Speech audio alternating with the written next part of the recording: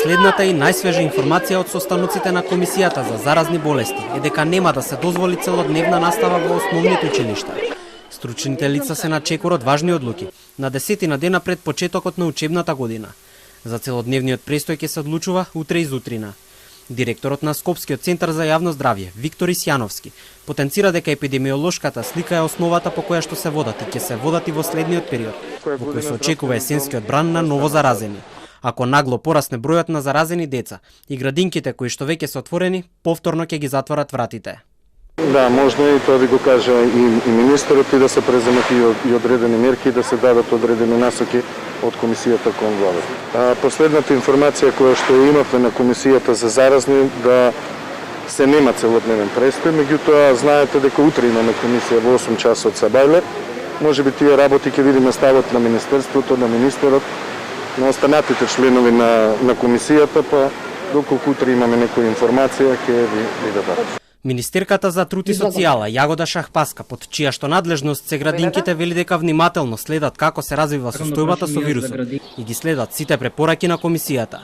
Досега од 311 установи за згрижување деца, во неколку имало изолирани случаи на воспитувачи заразени со ковид. Таков пример е последната информација која што доаѓа од Тетовскиот центар за јавно здравје, каде што 2 воспитувачки се позитивни на COVID-19. Првата вработена која добила позитивен тест на 18 септември воопшто не одела на работа.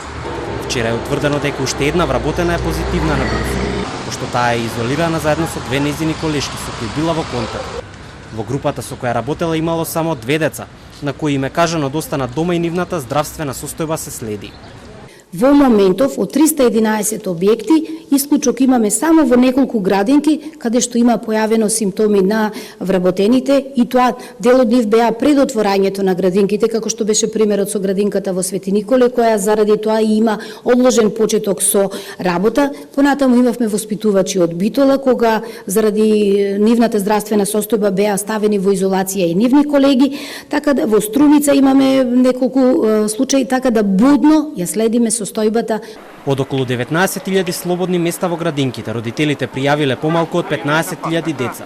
Анализите на терен покажале дека ниту таа бројка не е исполнета и дека има родители чии деца се запишани, но не ги носат во градинка.